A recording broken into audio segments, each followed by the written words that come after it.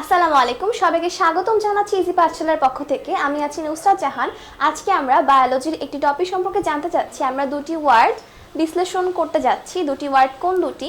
সেটা হচ্ছে নেমাটোসিস্ট এবং নেমাটোসিস্ট ব্যাটারি। আসি নেমাটোসিস্টে। আমরা যদি নেমাটোসিস্ট শব্দটি ভাঙতে যাই, আমরা দুটি অংশ পাবো। একটি হচ্ছে নেমাটোস এবং একটি হচ্ছে সিস্ট। এখন এই দুটির অর্থতে আসি। নেমাটোস শব্দের অর্থটা হচ্ছে সরু বা চিকন এবং আরেকটি হচ্ছে সুতা। আমরা লিখে নিব, একটি হলো সরু এবং আরেকটি সুতা।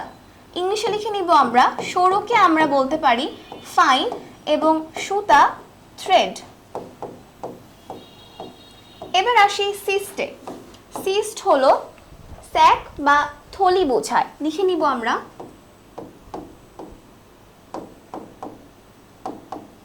স্যাক বা থলি। তাহলে আমরা নেমাটোসিস্টকে ভাঙলাম, দুটি পোর্শন পেয়েছিলাম, নেমাটোস এবং সিস্ট। তার অর্থগুলো এখানে লেখা হয়ে গেছে। এখন আসি এর সংজ্ঞায়।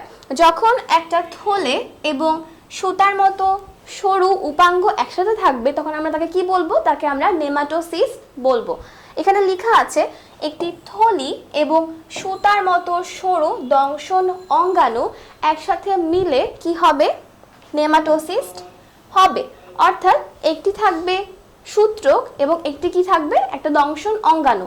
তাহলে আমরা লিখে নিব, একটি থাকছে সূত্রক এবং থাকছে দংশন অঙ্গাণু।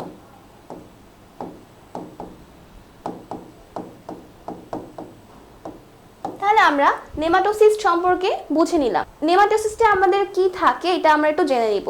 নেমাটোসিস্টে দেখা যায় হিপনোটক্সিন থাকে। কি থাকে? হিপনোটক্সিন।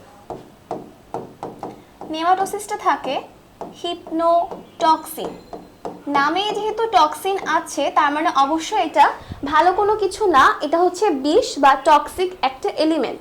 এটা গঠিত হয় প্রোটিন এবং ফেনলের মিশ্রণে। একটু লিখে নিব আমরা, প্রোটিন প্লাস ফেনল। এখন এটা কোন কাজে লাগে? এটা মেইনলি একটা প্রাণী যখন শিকার করতে যায় বা আত্মরক্ষা করতে চায় তখন এই হিপনোটক্সিনটা অন্য প্রাণীর দেহে কি করবে? ইনজেক্ট করবে। কিভাবে? এই সূত্রক ব্যবহার করে। এজন্যই নেমাটোসিস্টে এই বিষাক্ত পদার্থটি থাকে যাকে আমরা কি বলছি? হিপনোটক্সিন বলছি। এখানে কি কি থাকছে? প্রোটিন এবং ফেনল। এবার আসি নেমাটোসিস্ট ব্যাটারি নিয়ে। নেমাটোসিস্ট ব্যাটারি, যখন অনেকগুলো নেমাটোসিস্ট একত্রে একসাথে থাকে তখন আমরা তাকে কি বলবো? তাকে আমরা বলবো নেমাটোসিস্ট ব্যাটারি। এখন আসি বাস্তব জীবনের ব্যাটারির সাথে এর মিলটা। একটা ব্যাটারিতে অনেকগুলো কোষ একসাথে থাকে, ঠিক সেভাবেই নেমাটোসিস্ট ব্যাটারিটা গঠিত। এজন্যই আমরা তাকে কি বলছি?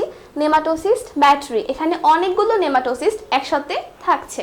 তাহলে আমরা আজকে কি জানলাম? আমরা জানলাম নেমাটোসিস্ট কি, এতে হচ্ছে কি থাকে, হিপনোটক্সিন থাকে, কি নিয়ে গঠিত, কি কাজে লাগে, এবং সবশেষে জানলাম নেমাটোসিস্ট ব্যাটারি কি। তাহলে আজকে আমরা এখানেই শেষ করছি। আসসালামু আলাইকুম, ধন্যবাদ সবাইকে।